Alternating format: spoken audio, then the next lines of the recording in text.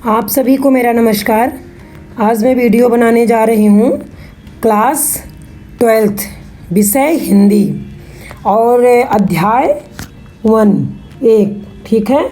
और पुस्तक का नाम है आरोह भाग 2 और पद्य भाग बनाने में जा रही हूँ। ठीक है, काव्य, पद्य को काव्य भी कहते हैं, काव्य भाग। और लेखक का नाम है हरिवंश राय बच्चन।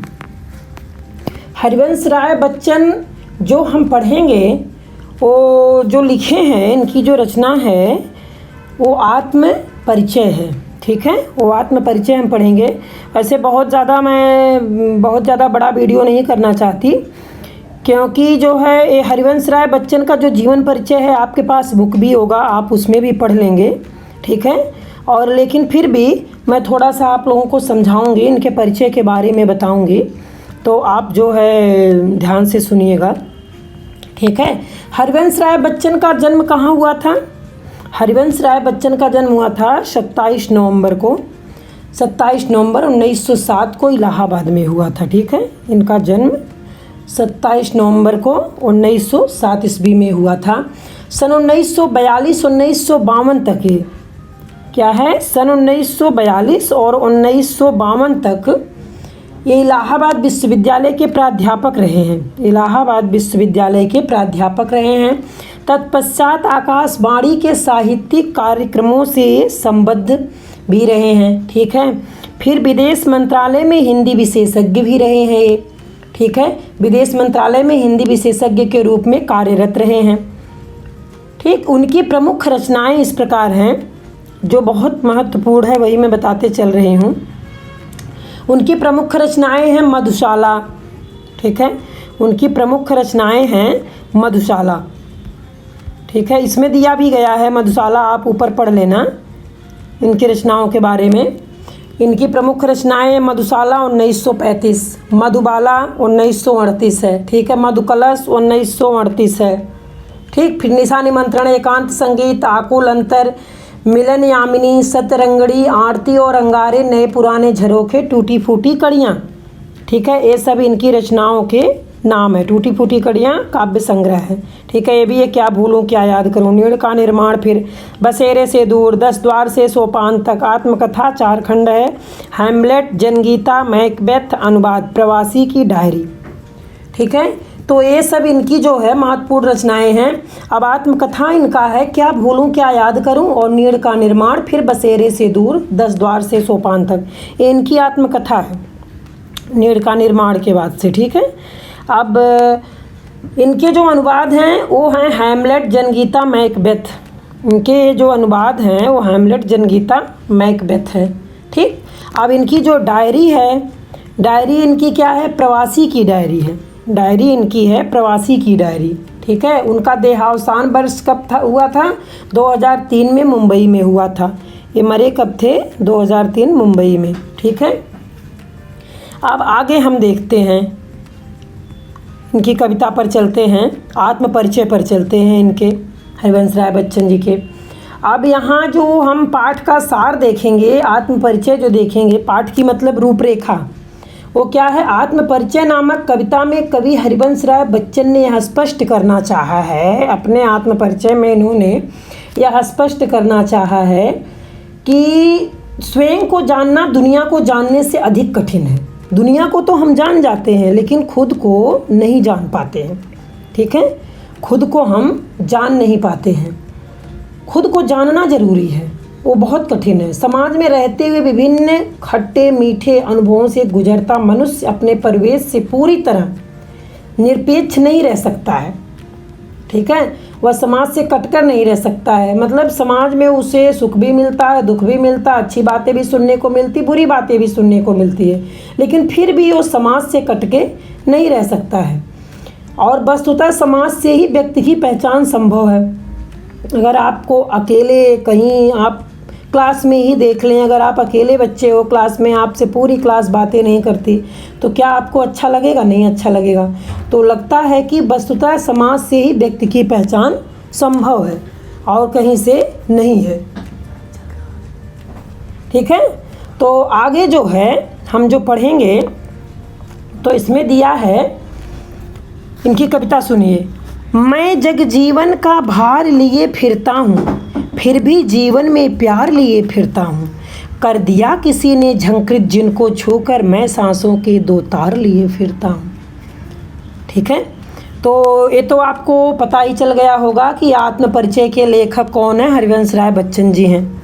और हरिवंश राय बच्चन की ही जो लिखा हुआ है इनका आत्मपरिचय, वो मैं आपको पढ़ाने जा रही हूँ।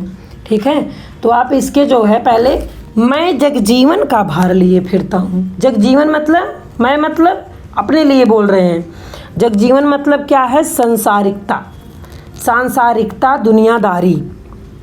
ये आपको ऐसे आपके किताब में भी कठिन शब्द दिया होगा और नहीं भी दिया होगा तो मैं बता रही हूँ, आप वीडियो रोक करके नोट भी कर सकते हैं या सुन लेंगे तब भी याद हो जाएगा। आप छोटे बच्चे थोड़ी ना, 12th के बच्चे हो। ठीक है, सांसारिकता है जगजीवन मतलब दुनियादारी। ठीक है, और झंकृत तारों, यहाँ झंकृत शब्द भी है। झंकृत मतलब क्या है, तारों के बजने से निकला हुआ स्वर। जो जब तार बजते हैं उनसे जो निकला हुआ स्वर होता है उसको क्या कहते हैं, झंकृत। स्नेह मतलब पता ही होगा आपको, स्नेह मतलब क्या है, प्रेम। ठीक है, इधर दिया है ना, मैं स्नेह सुरा का पान किया करता हूँ, मैं कभी न जग का ध्यान किया करता हूँ। जग पूछ रहा उनको जो जग की गाते, मैं अपने मन का गान किया करता हूँ। ठीक है, मैं अपने मन का गान किया करता हूँ। अब कभी यहाँ क्या कह रहे हैं, इस पूरे जो है आत्मपरिचय का जो सार है, ये जो लिया गया है आत्मपरिचय, कहाँ से लिया गया है आप समझिए कि यह आत्मपरिचय शीर्षक कविता से उद्धृत है। इसके रचयिता छायावादोत्तर काल के प्रतिनिधि कवि हैं, छायावाद के कवि हैं और प्रतिनिधि कवि हैं हरिवंश राय बच्चन जी। ठीक है, ये हरिवंश राय बच्चन जी की कविता है। तो ये कह रहे हैं कि मैं, कवि कहता है कि संसार भर के दबावों को, सांसारिक भार को लिए फिरता हूँ, मतलब मैं घूमता रहता हूँ, फिर भी जीवन में प्यार लिए फिरता हूँ। अर्थात मेरे ऊपर तमाम दुनियादारी की बंदिशें हैं, फिर भी मैं सबको स्नेह देता हूँ, फिर भी मैं सबको स्नेह और प्रेम देता हूँ, सब में प्रेम बांटता हूँ। कवि के कहने का यह आशय है कि मैं, उसका जीवन प्रेम की ऊर्जा से संचालित है। उसका जीवन क्या है, प्रेम की ऊर्जा से संचालित है। कवि आगे कहता है कि मैं सांसों के तार लगे हृदय रूपी वाद्य को लिए हुए, ये जो झंकृत है ना, सांसों के तार लिए हुए और क्या है, हृदय रूपी वाद्य को लिए हुए, जिसे किसी ने छूकर झंकृत, मतलब उसको छू करके झंकृत कर दिया हो, कंपित कर दिया हो, बजा दिया हो या कंपित कर दिया हो। ठीक है, मैं सांसों के दो तार लिए फिरता हूँ, मैं तो अपने हृदय में ले करके फिरता रहता हूँ, घूमता रहता हूँ। ठीक है, तो ये बच्चन जी कह रहे हैं, फिर क्या कहते हैं, उसका जीवन सितार की तरह है जिसे किसी ने छू कर झंकृत कर दिया हो, फलस्वरूप उसका जीवन संगीत से भर उठा है।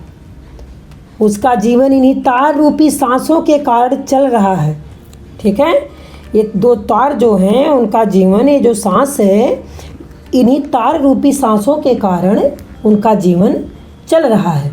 ठीक है, अब आगे है, मैं स्नेह सुरा का पान किया करता हूँ। अब कवि क्या कह रहा है कि मेरा मन प्रेम की मदिरा, मतलब स्नेह सुरा पीकर मतवाला है। ये मदिरा को पी करके नशे में है, मतवाले हो गए हैं। मैं कभी न जग का ध्यान किया करता हूँ, मैं इस दुनिया की रीतियों अर्थात बंधनों का ध्यान नहीं करता। इस दुनिया के धर्म और रीतियों को मैं बंधनों का ध्यान नहीं करता हूँ, मैं नहीं सोचता हूँ, उन्हें अधिक महत्व नहीं देता हूँ। जो जग पूछ रहा उनको जो जग की गाते हैं। ठीक है, यह दुनिया गुणगान प्रिय है, जो इसकी प्रशंसा करते हैं उनका ध्यान रखने वाली है। जो बहुत प्रशंसा करते हैं जैसे दूसरों की, उसने क्या कहा? कभी संसार की परवाह नहीं की है। संसार के लोगों की प्रवृत्ति है कि वे उनको पूछते हैं जो संसार के अनुसार चलते हैं, जो समाज के अनुसार चलते हैं, संसार के अनुसार चलते हैं। ये दुनिया उन्हीं को पूछती है तथा उनका ये गुणगान करती है, उनके बारे में उनका बखान करती है, गुणगान करती है। अपने घर में ही देख लीजिए, अगर आप मम्मी पापा जो कहेंगे आप नहीं करोगे, आप अलग रास्ते पे चलोगे, तो आपका कौन बखान करेगा? वहीं आपका एक भाई मम्मी पापा के ही पद चिन्हों पे चल रहा है, मम्मी पापा की ही बातें मान रहा है, तो मम्मी पापा उसके गुणगान करते रहेंगे, मेरा बहुत अच्छा बच्चा है, छोटा बड़ा नहीं अच्छा है, छोटा नहीं अच्छा। तो जो मतलब जो संसार के अनुसार, परिवार के अनुसार, समाज के अनुसार चलता है तो था उसका गुणगान होता है, उसका बखान होता है। अब कभी अपने मन के इच्छानुसार चलता है, कभी कह रहा मैं तो अपने मन का राजा हूँ, मैं अपने मन के इच्छानुसार चलता हूँ, जो मेरा मन कहता है मैं वही करता हूँ। अर्थात जो मेरा मन कहता है, अपने मन का गान किया करता हूँ, जो मेरा मन कहता है मैं वही करता हूँ। ठीक है। अगला है, मैं निज उर के उद्गार लिए फिरता हूँ, मैं निज उर के उपहार लिए फिरता हूँ, है यह अपूर्ण संसार न मुझको भाता, मैं सपनों का संसार लिए फिरता हूँ। ठीक है। और इसमें आप इस पहले देख लीजिए, पहले वाले में, पहले पद में, पहले और दूसरे पद में एक कवि ने निजी प्रेम को स्वीकार किया है, अपने निजी प्रेम के बारे में यहाँ, अपने निजी इच्छा के बारे में यहाँ लिखा है। संसार के स्वार्थी स्वभाव पर भी टिप्पणी किया है कि संसार जो है स्वार्थी है, अगर उसके अनुसार आप नहीं चलोगे तो आपको जो है वो नहीं सुनेगा ना मानेगा। ठीक है ना, आपका गुणगान करेगा। अब स्नेह सुरा, यहाँ स्नेह सुरा शब्द दिया है ना, देखो स्नेह सुरा, स्नेह सुरा व सांसों के तार में, स्नेह सुरा और सांसों के दो तार में, ये बच्चों यहाँ रूपक अलंकार है। ठीक है, स्नेह सुरा में और सांसों के तार में रूपक अलंकार है। ठीक है, अब आप ही समझ लीजिएगा क्योंकि नहीं वीडियो बहुत लंबा हो जाएगा। और जगजीवन स्नेह सुरा में, यहाँ जगजीवन भी है, देखो जगजीवन स्नेह, यहाँ जगजीवन भी है। ठीक है, और स्नेह सुरा में यहाँ भी जो है अनुप्रास अलंकार भी होगा। ठीक है, स्नेह सुरा में भी और जगजीवन में भी, अगर आ जाए वहाँ विकल्प में कि अनुप्रास है कि रूपक है, लेकिन खाली स्नेह सुरा जब जैसे रहे तो आप जो है वहाँ अनुप्रास लगा सकते हैं। ठीक है, और जगजीवन में भी अनुप्रास अलंकार है। ठीक है, लिख नहीं रही हूँ, वैसे आप सुन लीजिएगा, वीडियो पता चल जाएगा। ठीक है, अनुप्रास अलंकार लिखने में बहुत टाइम लगता है। ठीक, अगला है खड़ी बोली का प्रयोग है, इसमें आपको पता ही है खड़ी बोली का प्रयोग है। ठीक है, और किया करता हूँ, लिया फिरता हूँ, की आवृत्ति में गीत की मस्ती है, ये जो गीत की मस्ती यहाँ हुई है। ठीक है, अब आगे हम सुनते हैं, मैं निज उर के उद्गार लिए फिरता हूँ। यहाँ है कभी कह रहा है, निज मतलब अपना, निज मतलब क्या है? अपना है। उर मतलब क्या है? हृदय है। ठीक है, और उद्गार मतलब क्या है? भाव है। ये बच्चों आप लोग नोट कर लेना, भाव है। भाता मतलब क्या है? अच्छा लगना। भाता ये शब्द है ना, ये भाता मतलब अच्छा लगना। दहा मतलब जला, ये दूसरा है, दूसरा पद है। दहा मतलब जला। भवसागर मतलब संसार रूपी सागर, और भव मतलब संसार। मौज मतलब, मौज के मतलब है, मौजो है शब्द यहाँ ना, तो यहाँ मौज भी होगा। मौज का मतलब है लहर। तो इसमें कभी अपने उद्गार, ये जो मैं पढ़ूंगी, मैं निज उर के उद्गार लिए फिरता हूँ, इसमें कभी कह रहा है अपने उद्गारों, सपनों को उजागर कर अपनी मौज में सबको शामिल करना चाहता है। अपने सपनों के उद्गार को और अपने मौज में कभी कह रहा है कि मैं सबको शामिल करना चाहता हूँ। ठीक है, अब क्या शामिल करना चाहते हैं, किस लिए? अब आप सुनिए। अपने हृदय के उद्गार अर्थात हृदय की वाणी को अभिव्यक्त करना चाहते हैं, लिए फिरता हूँ, मैं निज उर के उपहार लिए फिरता हूँ, अपनी वाणी को अभिव्यक्त करना चाहते हो। क्या कह रहे हैं कि वह हृदय के स्नेह रूपी उपहार को, वह हृदय के स्नेह रूपी उपहार को, बता रहे हैं कि हृदय के स्नेह रूपी उपहार को, प्रेम रूपी उपहार को इस संसार को देना चाहते हैं। यह संसार कवि को अपूर्ण लगता है। यहाँ है ना, है यह अपूर्ण संसार न मुझको भाता।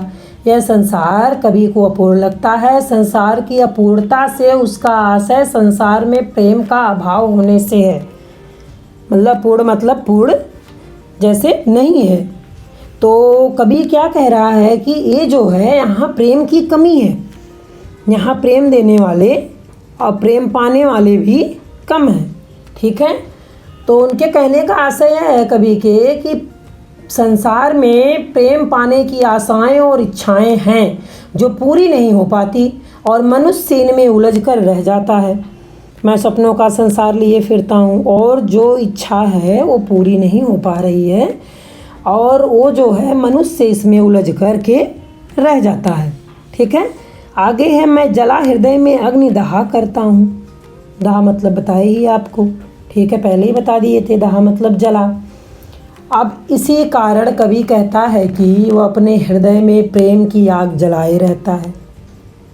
वहाँ जो कि प्रेम नहीं मिल रहा है तो कवि कह रहा है कि इसी कारण अपने हृदय में प्रेम की आग जलाए रहता और निरंतर खुद ही उस आग में जला करता है और सुख दुख दोनों में मग्न रहा करता और निरंतर कवि खुद ही उस आग में जला करता है। ठीक है, वह सुख और दुख में एक समान रहता है। वह सुख और दुख में एक समान करता है, रहा करता है। कभी कह रहा है कि हम सुख और दुख में एक समान रहते हैं, सुख दोनों में मग्न रहा करते हैं, हम दोनों में मग्न रहते हैं, खुश रहते हैं। ठीक है, वह सुख और दुख में एक समान रहा करता है, अर्थात कवि का जीवन सांसारिक अपूर्णता के बीच तटस्थ कर्मयोगी की भांति है। जैसे योगी जो पुरुष होते हैं, योगी जो मुनि ऋषि मुनि होते हैं, उनको कोई फर्क नहीं पड़ता, वैसे कवि कह रहा है कि हम तो कर्मयोगी हैं, अपना कर्म करते रहते हैं और मुझे कोई बहुत ज़्यादा फर्क नहीं पड़ता है। फिर जग भव सागर तरने को नाव बनाए मैं। जग भव सागर, जग मतलब संसार। कवि कह रहे हैं कि मैं इस संसार रूपी सागर को पार करने के लिए अपनी जीवन रूपी नौका को इस संसार सागर की लहरों पर, इस संसार सागर की लहरों पर क्या करते हैं? लहरों पर अकुंठ भाव से तैराता बहाता रहता हूँ। लहरों पर अकुंठ भाव से तैराता और बहाता रहता हूँ। ठीक है, तो इनके कहने का मतलब है कि लहर, परंतु यह संसार आपदाओं का सागर है।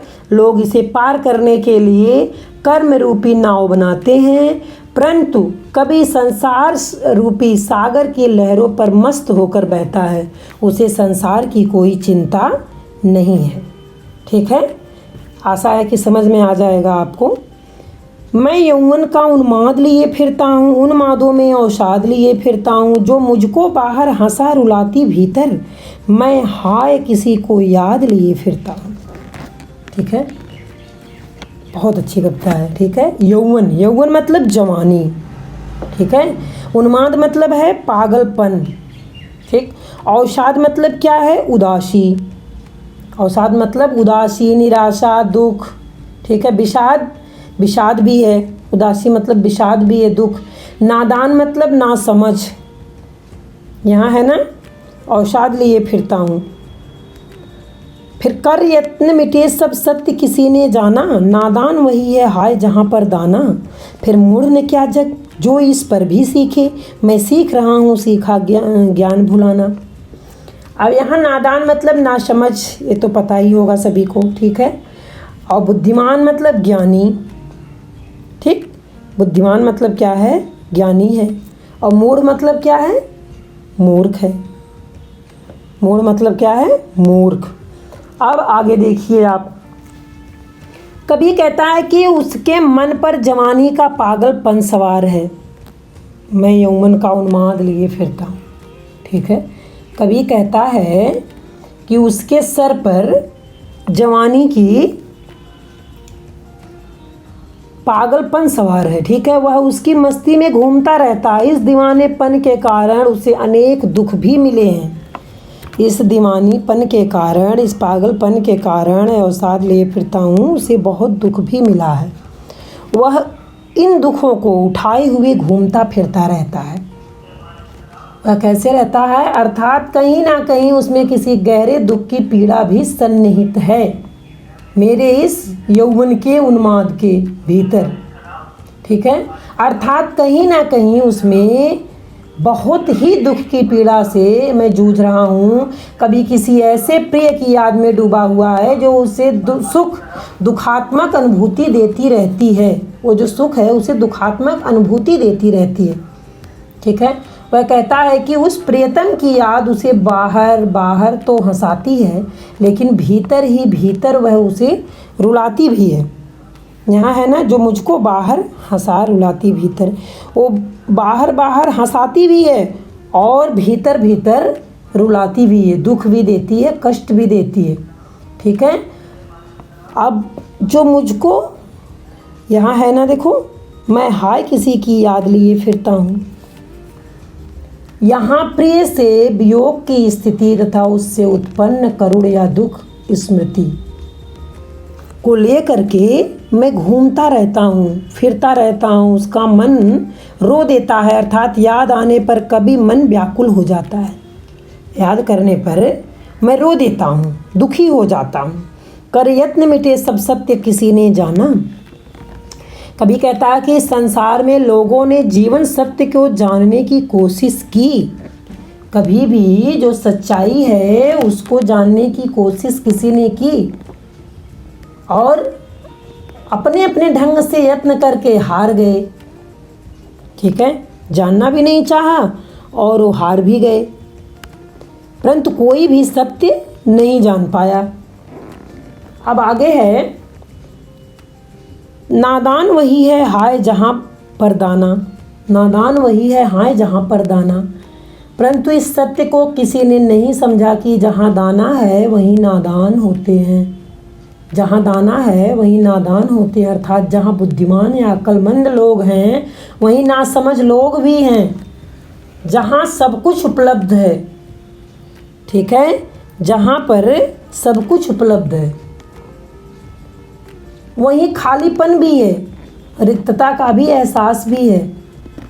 ठीक है, कभी यह संसार के अजीब रवैये या रंग ढंग की बात कहना चाहता हुआ कहता है कि ऐसी दशा में वह इस दुनिया को ना समझ कैसे ना कहे।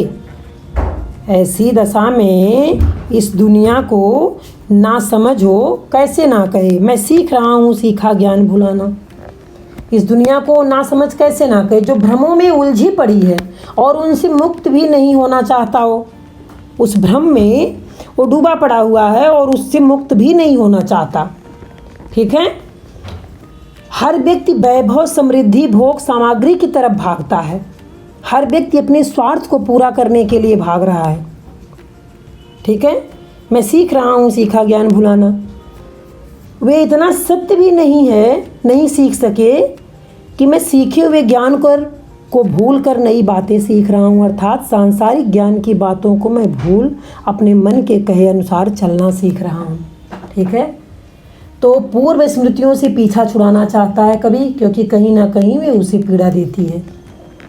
जो पीछे की उसकी स्थिति है वो याद करने पे कभी को बहुत पीड़ा देती है। ठीक है, तो अब इसमें भी देखिए कौन कौन से अलंकार हैं, पहले देख लीजिए। यौवन का उन्माद, यहाँ है ना, उन्मादों में अवसाद में विरोधाभास अलंकार है। जो ये उन्माद है और अवसाद है इसमें विरोधाभास अलंकार है दोनों में।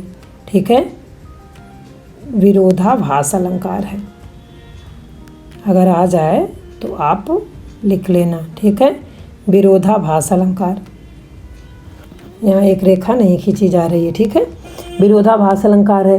लिए फिरता हूँ कि आवृत्ति से गेयता का गुण उत्पन्न होता है।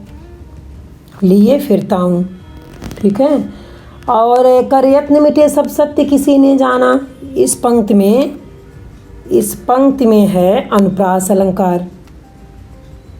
कर यत्न मिटे सब सत्य किसी ने जाना, इसमें क्या है, अनुप्रास अलंकार। नादान वही है हाय जहाँ पर दाना, सूक्ति जैसा प्रभाव है और इसमें खड़ी बोली है।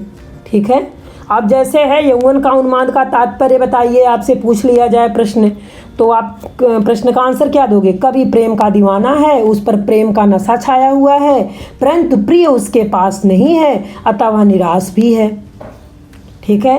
अब जैसे दूसरा प्रश्न भी बन सकता है, कवि की मन स्थिति कैसी है? तो कवि संसार के समक्ष हंसता दिखाई देता है, परंतु अंदर से वह रो रहा है, क्योंकि उसे अपनी प्रिया की याद आ जाती है। ठीक है। अब इसी में और भी प्रश्न बन सकते हैं, नादान कौन है तथा क्यों? तो कवि ने स्वार्थी तथा भौतिकवाद की चाह में लगे लोगों को नादान कहा है। वे यह नहीं समझ पाते कि संसार असत्य है, मायाजाल है संसार में। ठीक है। तो ऐसे ही प्रश्न आ सकते हैं आपको एक एक नंबर में। ठीक है। और अगर 2 नंबर में भी आएगा तो आप आगे बढ़ा के लिख सकते हैं। अगला है, मैं और जग और कहाँ का नाता, मैं बना बना कितने जग रोज मिटाता, जग जिस पृथ्वी पर जोड़ा करता वैभव, मैं प्रतिपग से उस पृथ्वी को ठुकराता, मैं निज रोदन में राग लिए फिरता हूँ, शीतल बाड़ी में आग लिए फिरता हूँ जिस पर भूपों के प्रसाद निछावर, मैं वह खंडहर का भाग लिए फिरता हूँ। ठीक है। वह खंडहर का भाग लिए फिरता हूँ। अब जग मतलब तो सभी को पता है, संसार, नाता मतलब संबंध। जग मतलब क्या है? संसार हो गया, नाता मतलब संबंध हो गया, रिश्तेदारी। ठीक है। वैभव मतलब सुख समृद्धि, वैभव है ना यहाँ शब्द, सुख समृद्धि हो गया। ठीक है। पग मतलब पग, कदम, रोदन, पग मतलब कदम हो गया, रोदन मतलब रोना हो गया। ठीक है। और राग मतलब प्रेम, राग मतलब क्या है? प्रेम हो गया। आग मतलब आवेश, आग मतलब क्या है? आवेश हो गया, आग मतलब। ठीक है। तो भूपो मतलब राजा, आग मतलब आवेश हो गया, भूपो मतलब राजा, प्रसाद मतलब महल, प्रसाद मतलब महल, न्योछावर मतलब न्योछावर किया, त्याग किया। ठीक है। न्योछावर मतलब क्या है? त्याग किया।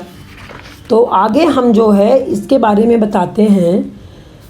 आत्म परिचय से उद्गृत कविता है, तो इस कविता में कवि जीवन के जीने की शैली बताते हैं। ठीक है। साथ ही दुनिया से अपने द्वंद्वात्मक संबंधों को उजागर भी करते हैं, अपने द्वंद्वात्मक संबंधों के बारे में भी वो बताते हैं।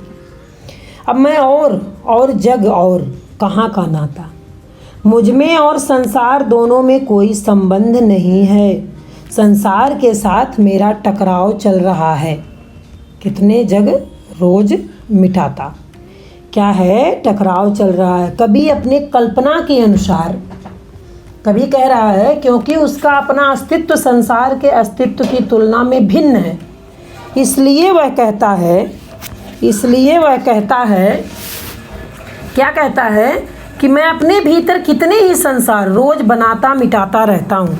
यहाँ है ना, जग रोज मिटाता, अपने ही भीतर ऐसे ही संसार को मैं रोज बनाता हूँ और रोज मिटाता ही रहता हूँ। ठीक है। वह भौतिक वैभव, जग जिस पृथ्वी पर जोड़ा करता वैभव, वह भौतिक वैभव और समृद्धि को ठुकराने की बात करता हुआ कहता है कि प्रतिपग से उस पृथ्वी को ठुकराता। क्या कह रहे हैं कि वह भौतिक वैभव एवं समृद्धि को ठुकराने की बात करता हुआ कहता है कि दुनिया जिस धरती पर वैभवशीलता को प्राप्त करने के स्वप्न सजोती रहती है, स्वप्न को जगाती रहती है, मैं उस धरती को और उसके वैभव को ठुकराता चला जाता हूँ। ठीक है। कभी भौतिक वैभव को तुच्छ समझता है, कभी यहाँ कह रहा है कि मैं भौतिक वैभव को तुच्छ समझता हूँ। ठीक है। अब है, मैं निज रोदन में राग लिए फिरता हूँ, कभी कह रहा है कि रुदन में राग को लिए घूमता रहता हूँ, रोदन में भी प्रेम लिए फिरता हूँ, अपने जो है दुख में भी, अपने राग में भी, रोने में भी, हंसने में भी, सब में जो है अपने प्रेम को लिए फिरता रहता हूँ। ठीक है। शीतल बाड़ी में आग लिए फिरता हूँ, उसकी शीतल बाड़ी में भी आग समाई हुई है, अर्थात उसमें असंतोष झलकता है, अर्थात उसमें क्या है? असंतोष झलकता है। वह वैभव को तुच्छ समझकर उसे ठुकराने की ठसक भरी अदा में कहता है कि मैं खंडहर लिए फिरता हूँ, है। लेकिन वह ऐसा खंडहर है जिस पर राजाओं के राज प्रसाद भी न्यौछावर हैं। जिस पर यहाँ है ना, भूपो मतलब राजा, प्रसाद मतलब प्रसाद, न्यौछावर मतलब त्याग। तो उसका जीवन प्रेम में निराशा के कारण खंडहर सा है, फिर भी उस पर राजाओं के महल न्यौछावर होते हैं। ऐसे खंडहर का वह एक हिस्सा लिए घूमता रहता है, जिसे महल पर न्यौछावर कर देना चाहिए, जिसे महल पर न्यौछावर कर सकें। कभी यहाँ भौतिकता को और महत्वहीन तथा भावनात्मक सामर्थ्य को उल्लेखनीय मानकर उसे रेखांकित करता है। ठीक है, इसमें जो है खड़ी बोली के साहित्यिक रूप का प्रयोग हुआ है। सहज भाषा में गंभीर भावों को कुशलता से अभिव्यक्त किया गया है। ठीक है, भाषा में क्षेत्रीयता का प्रभाव है इसमें, और शब्द 3 बार भिन्न भिन्न अर्थ शब्दों में और शब्द 3 बार भिन्न भिन्न अर्थ संदर्भों में प्रयुक्त हुआ है, इसलिए यहाँ यमक अलंकार होगा। ठीक है, यहाँ दिया गया है ना, भिन्न भिन्न अर्थों में यहाँ प्रयोग किया गया है ना, तो क्या होगा, यहाँ यमक अलंकार हो जाएगा।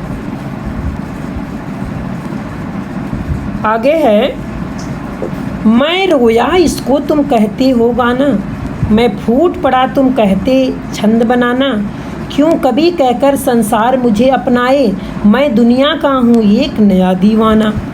मैं दीवानों का बेस लिए फिरता हूँ, मैं मादकता निःशेष लिए फिरता हूँ, जिसको सुनकर जग झूम झुके लहराए, मैं मस्ती का संदेश लिए फिरता हूँ। ठीक है, फूट पड़ा मतलब बहुत आवेग से रोना, बहुत फूट पड़ा मतलब बहुत आवेग से रोना होता है। ठीक है, अब आगे है दीवाना, पागल मस्त। जो ये दीवाना शब्द है, दीवाना मतलब क्या होता है, पागल मस्त। ठीक है, मादकता मतलब मस्ती, नशा, निःशेष मतलब संपूर्ण, जो शेष ना हो। निःशेष मतलब क्या है, संपूर्ण, जो शेष ना हो। अब इसमें क्या है, इस अंश में कवि के अंतर में निहित क्रंदन एवं दीवानगी एक नए विश्व या समाज के सृजन हेतु है। जो इनका क्रंदन है, जो इनका दुख है, वो नए समाज के सृजन हेतु है। उसका हृदय प्रेम की मस्ती से सराबोर होकर एक नए समाज का स्वप्न देखता है, नए समाज के बारे में वो सोचता है।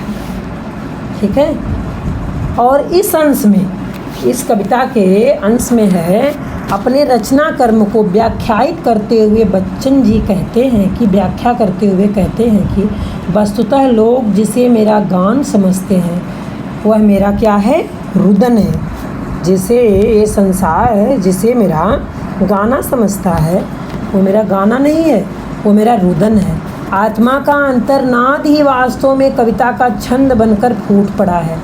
जो ये कविता मैं लिखा हूँ, ये मेरे अंतर मन से, मेरे अंदर से वास्तव में, सच में ये कविता का छंद बनकर मेरे दिल से, मेरे हृदय से फूट पड़ा है। और संसार मुझे कवि के रूप में जाने या अपनाए, मैं इसकी अपेक्षा नहीं करता। यहाँ है ना, क्यों कवि कहकर संसार मुझे अपनाए। ये संसार मुझे कवि के रूप में जाने या न जाने या अपनाए, मैं इसकी अपेक्षा भी नहीं करता, मैं सोचता भी नहीं हूँ, क्योंकि वस्तुतः मैं इस दुनिया का एक नया दीवाना हूँ। मैं दुनिया का हूँ एक नया दीवाना। वैसे दुनिया मुझे एक दीवाना कहती है। अपने दीवानेपन को स्पष्ट करते हुए कवि कहता है कि मैं दीवानों का वेश लिए इधर उधर घूम रहा हूँ, और मैं दीवानों की तरह इधर उधर घूमता रहता हूँ। यह दीवाना व्यक्तित्व संपूर्ण मादकता अर्थात निःशेष मादकता का धारक है। ये दीवानापन ही मेरा जो है परिचय है, यही मेरे मादकता का धारक है। ठीक है, अब है, मैं दीवानों का बेस लिए फिरता हूँ, मैं मादकता निःशेष लिए फिरता हूँ, जिसको सुनकर जग झूम झुके लहराए, मैं मस्ती का संदेश लिए फिरता हूँ। कभी दुविधाओं में एवं विकलताओं से जूझ रहे इस संसार को उसी दीवानेपन की मस्ती और मादकता का संदेश देना चाहता है, जिसे ग्रहण कर यह संसार अपनी असफलता तथा विफलता को भूलकर, विकलता को भूलकर उन्मत्तता के आवेग में झूम उठे, लहरा उठे, और क्या है, प्रसन्न हो उठे। ठीक है, वो क्या है, प्रसन्न हो उठे, खुश हो जाए। ठीक है, तो ये जो है जो ये था, जो हम पढ़ रहे थे, आत्म परिचय। ठीक है, तो आत्म परिचय वाली कविता तो हो गई। और फिर जो आगे दिया है, दिन जल्दी जल्दी ढलता है, ये भी करना है, तो मैं इसी वीडियो में करवा देती हूँ। अब इसमें क्या है, बोली वही है, साहित्यिक खड़ी बोली। ठीक है, भाषा सहज और सरल है, प्रवाह युक्त है, आत्मकथन की शैली का प्रयोग हुआ है। ठीक है, क्यों कभी कहकर, क्यों कभी कहकर, यहाँ शब्द है ना, क्यों कभी कहकर, तो इस पद में अनुप्रास अलंकार की छटा विद्यमान है। ठीक है, झूम झुके पद में भी अनुप्रास अलंकार का प्रयोग देखने योग्य है। झूम झुके है ना, तो इसमें अनुप्रास अलंकार है। ठीक है, अब आगे हम कराते हैं, दिन जल्दी जल्दी ढलता है। ये काव्यांश देखिए, एक गीत है, इसका नाम है गीत। अब मैं आपको सुनाती हूँ पहले।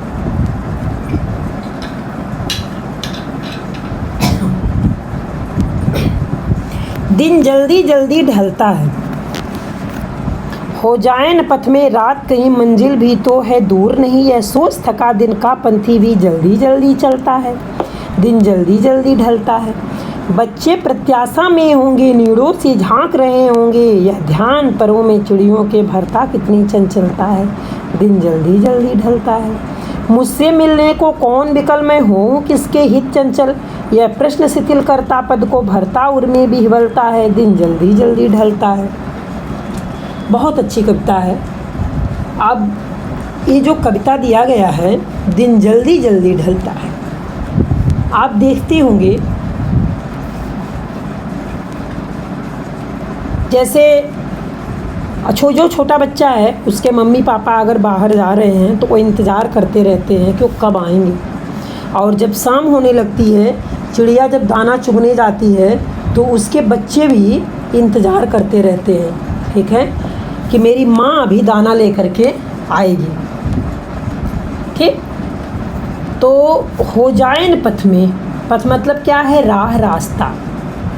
पथ मतलब है रास्ता। ठीक है, पंथी मतलब है यात्री, पंथी मतलब यात्री हो गया। ठीक है, ढलता मतलब समाप्त होता, अंत होता है। तो इसमें जो है कवि कह रहा है कि एकाकी जीवन की कुंठा तथा प्रेम की व्याकुलता का वर्णन किया गया है। ठीक है, जीवन की व्याख्या कर रहा है कवि अपने, कि शाम होते देखकर यात्री तेजी से चलता है, कि कहीं रास्ते में रात न हो जाए। ये कह रहा है कि कहीं रास्ते में रात न हो जाए, क्षण प्रतिक्षण बीतते समय के साथ लक्ष्य प्राप्ति की आतुरता को यहाँ दर्शाया गया है, कि जैसे रोज़ दिन बीत रहा है। ठीक है, तो जल्दी जल्दी अर्थात मतलब शीघ्रता से ढल रहा है, इस कारण यह सोच कर कि रास्ते में कहीं रात न हो जाए। दिन भर का थका हुआ यात्री भी यहाँ है ना, यह सोच थका दिन का पंथी भी जल्दी जल्दी चलता है। दिन भर का थका हुआ यात्री भी अपनी मंजिल अर्थात लक्ष्य या उद्देश्य तक शीघ्र पहुँचने हेतु जल्दी जल्दी चलता है। लोग बाहर रहते हैं ना, सोचते ना जल्दी से घर पहुँचूँ, जल्दी जल्दी चलता है, अर्थात अपने रैन बसेरे या प्रिय तक शीघ्र पहुँचने की आतुरता के कारण उसे दिन जल्दी जल्दी ढलता अर्थात समय शीघ्रता से बीतता हुआ प्रतीत होता है। ठीक है, तो कभी यही बार बार दोहरा रहा है कि अपनी यात्रा बीच में ही समाप्त करनी पड़ेगी, इसलिए थकित शरीर में भी उसका उल्लसित, तरंगित और आशान्वित मन उसके पैरों की गति कम नहीं होने देती है। अगर रात हो गई, अंधेरा हो गई, तो मुझे कहीं रुकना पड़ेगा, इसलिए वो अपनी जो है रात ना होने पाए और जल्दी जल्दी चलता है। ठीक है, तो इसमें दिया गया है जल्दी जल्दी में क्या है, पुनरुक्त प्रकाश अलंकार है। इसमें जो है पुनरुक्त प्रकाश अलंकार है, ई की आवृत्ति के कारण स्वर मैत्री अलंकार भी आएगा इसमें। ठीक है, और ये जो है पंथी में जल्दी जल्दी में ई की आवृत्ति के कारण ये स्वर मैत्री भी आएगा, और जल्दी जल्दी में पुनरुक्त प्रकाश अलंकार भी है अगर विकल्प में आएगा तो। ठीक, और वियोग श्रृंगार रस की अनुभूति है इसमें।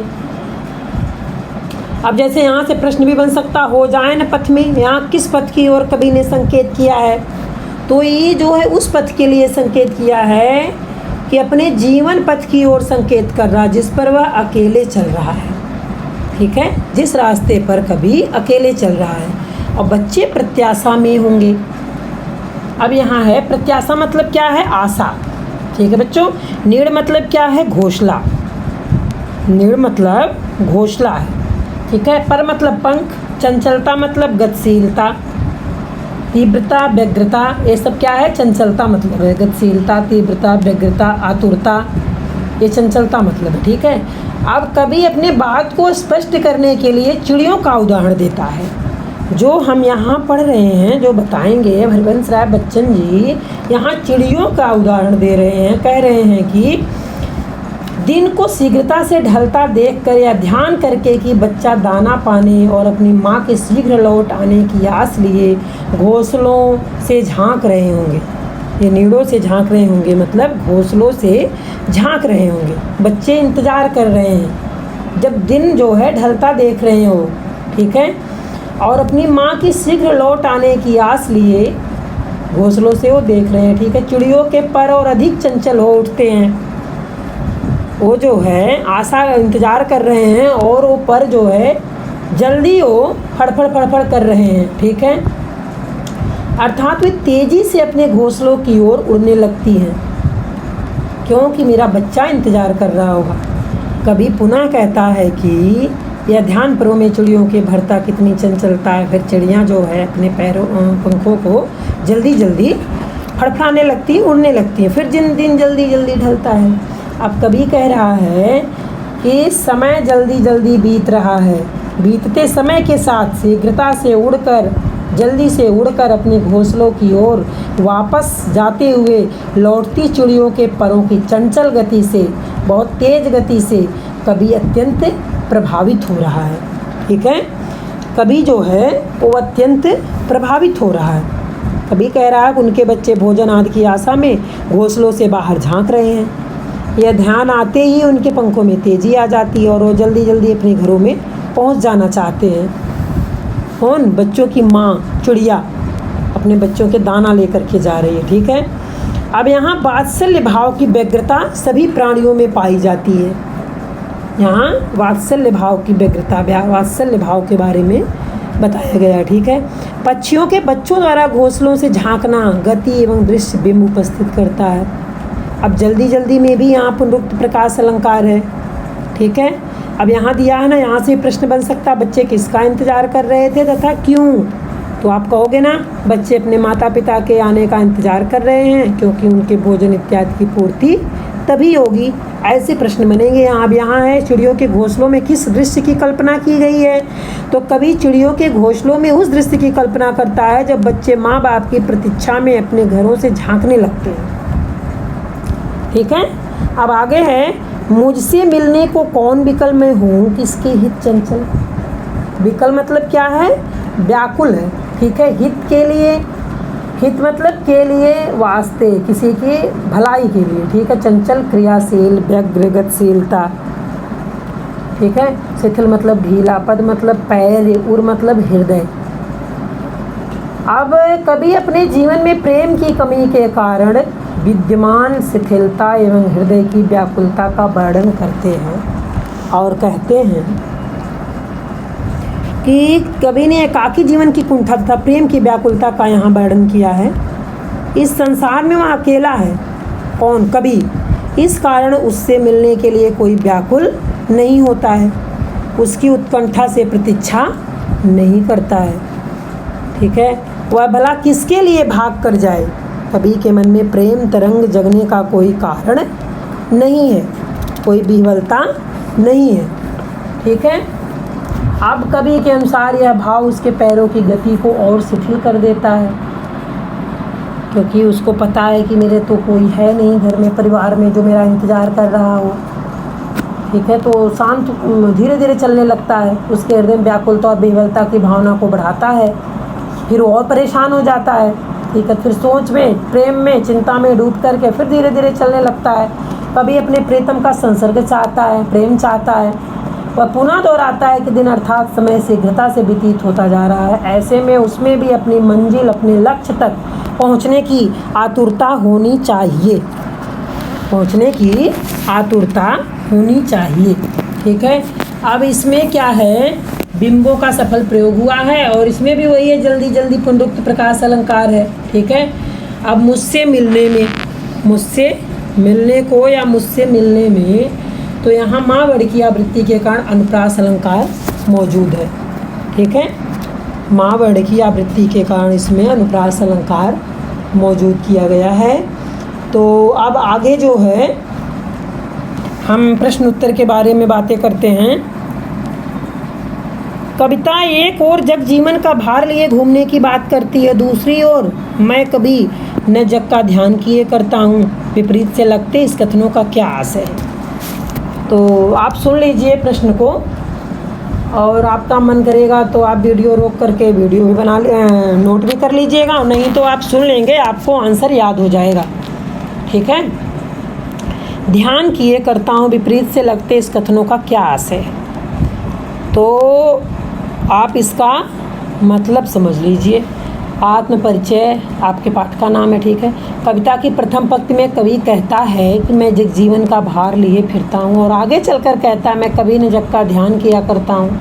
दोनों कथनों में विरोधाभास है, दोनों कथनों में विरोधाभास है। ठीक है, और दोनों में विरोधाभास इस बात का परिचायक है कि संसार से हमारा नाता वास्तव में प्रीति और कलह का है।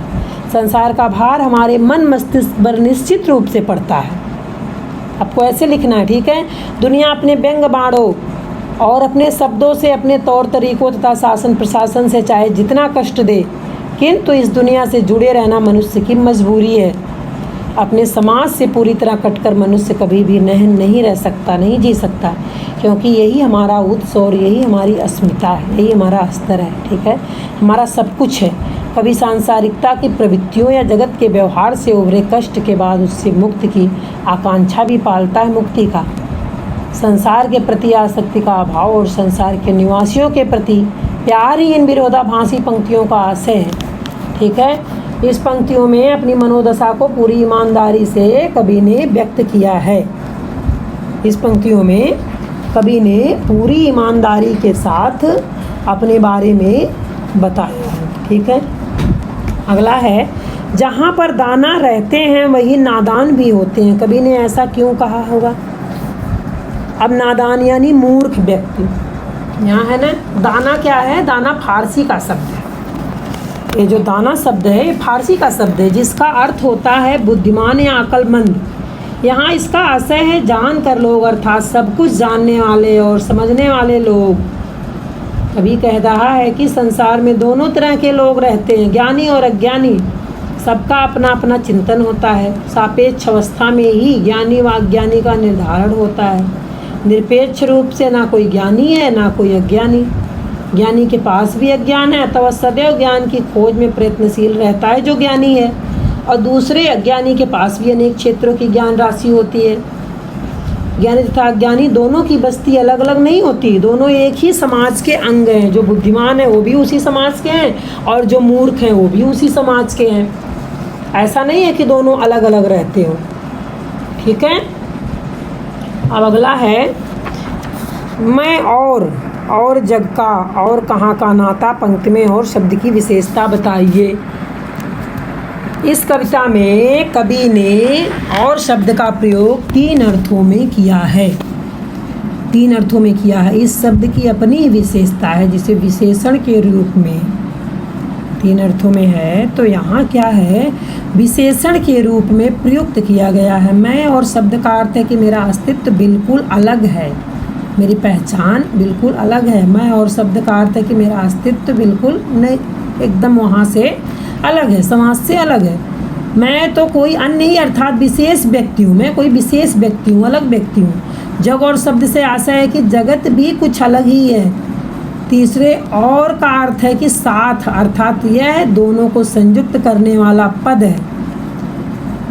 कभी कह रहा है कि जब मैं और मेरा अस्तित्व बिल्कुल अलग है, यह जगत भी बिल्कुल अलग है, तो मेरा इस जगत के साथ संबंध कैसे बन सकता है। यहाँ क्या हुआ, यमक अलंकार का चमत्कार भी प्रदर्शित हुआ है, दिखाई दिया है। ठीक है, कवि ने आश्चर्य व्यक्त करते हुए कहा है कि इस संसार से आसक्ति यानी गहरे लगाव की बात तो सोची भी नहीं जा सकती है। गहरे लगाव की बात सोची भी नहीं जा सकती है। ठीक है, आगे है, शीतल बाड़ी में आग के होने का क्या अभिप्राय है।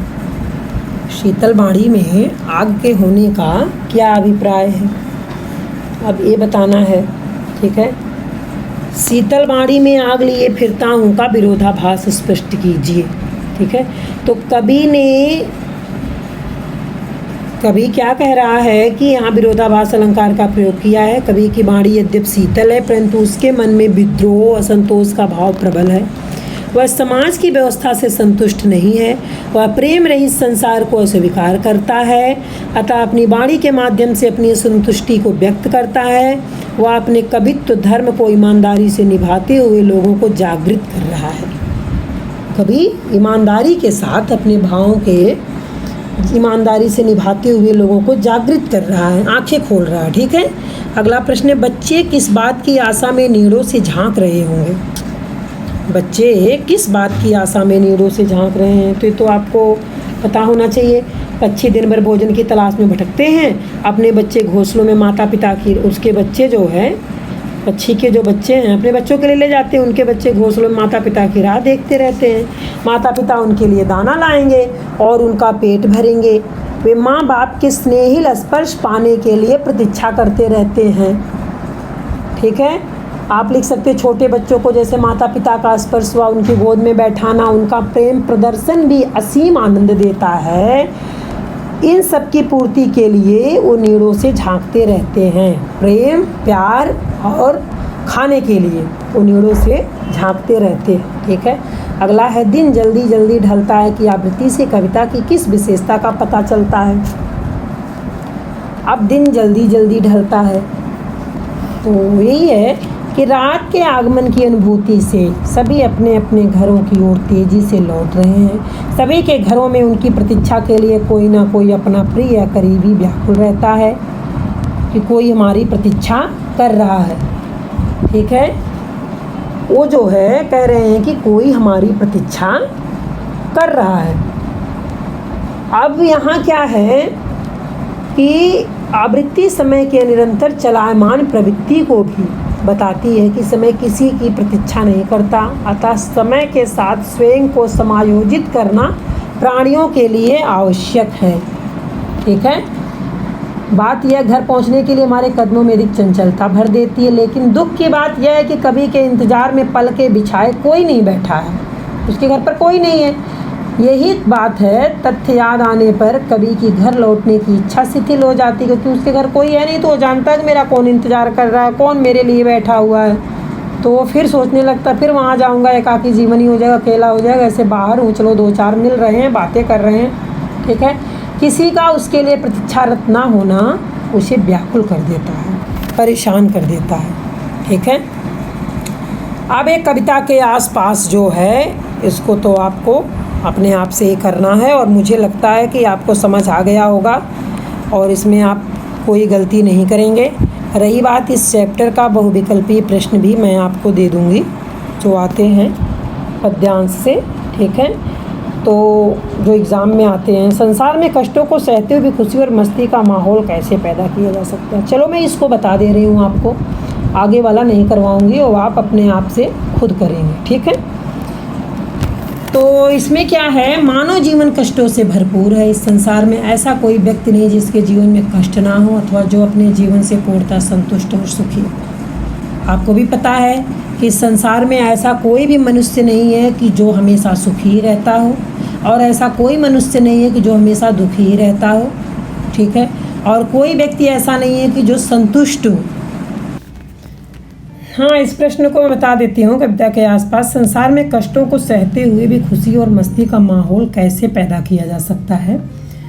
तो यहाँ जो है, मानव जीवन कष्टों से भरपूर है। इस संसार में ऐसा कोई व्यक्ति नहीं है जिसके जीवन में कष्ट ना हो, मतलब कोई ऐसा व्यक्ति नहीं जिसके जीवन में सुख, लगातार सुख ही सुख हो, और कोई ऐसा व्यक्ति नहीं जिसके जीवन में कष्ट ही कष्ट हो। ठीक है, अथवा जो अपने जीवन से पूर्णतः संतुष्ट और सुखी हो। इन कष्टों को सहन करते हुए भी व्यक्ति प्रेम की मस्ती और दीवानगी के सहारे खुशी से जी सकता है। यदि मन में प्रेम की भावना हो और नवीन कल्पनाएं, उत्साह एवं उमंग से परिपूर्ण लक्ष्य सामने हो, ठीक है, तो खुशी से जी सकता है तथा महान उद्देश्य के साथ साथ भौतिक सुख साधनों के प्रति अत्यधिक आसक्ति न हो तो अपने आप ही प्रसन्न हो सकता है तथा वातावरण भी खुशी से परिपूर्ण और मस्ती की उमंग से सराबोर हो सकता है, खुश रह सकता है। ठीक है, तो ज़्यादा इच्छाएं पालना ही दुख का कारण है। इच्छाएं मत पालिए ज़्यादा, तो आप सुखी रहेंगे। और मन में जो है आपके मतलब अगर आप और लेकिन इच्छाएं भी पालना ज़रूरी है, क्योंकि आप 12th में हो तो आपको लगेगा मैं IIT में जाऊं, मैं नीट की तैयारी करूं, मैं यूनिवर्सिटी में जाऊं, तो इच्छाएं भी पालना ज़रूरी है, तभी आदमी आगे बढ़ता रहेगा। ठीक है, लेकिन उसमें ना हो तो ऐसा भी नहीं है कि आप दुखी हो जाओ, हो गया तो भी सुख, नहीं हुआ तो भी कोई बात नहीं, अगली बार होगा। तो दुख ऐसा नहीं है कि हमेशा आदमी को सुख ही सुख मिलता है, दुख भी मिलता है और सारी इच्छाएं उसकी पूरी हो जाए, ऐसा भी नहीं है। ठीक है, अब जैसे आगे है आपसदारी, तो इसमें क्या है, जयशंकर प्रसाद की आत्मकथ्य कविता की कुछ पंक्तियां दी जा रही है। क्या पाठ में दी गई आत्मपरिचय कविता से इस कविता का आपको संबंध दिखाई देता है। आप 10th में पढ़े होंगे जयशंकर प्रसाद का आत्मकथ्य, ठीक है, उसमें है मधुर गुनगुना कर कह जाता है, नीचे दिया भी गया है। ठीक है, तो इसको आप अपने आप से भी कर सकते हैं। ठीक, तो इसलिए अब मैं इस वीडियो को यहीं समाप्त करती हूँ और विकल्पीय प्रश्न मैं आपको करवाऊंगी। ठीक है।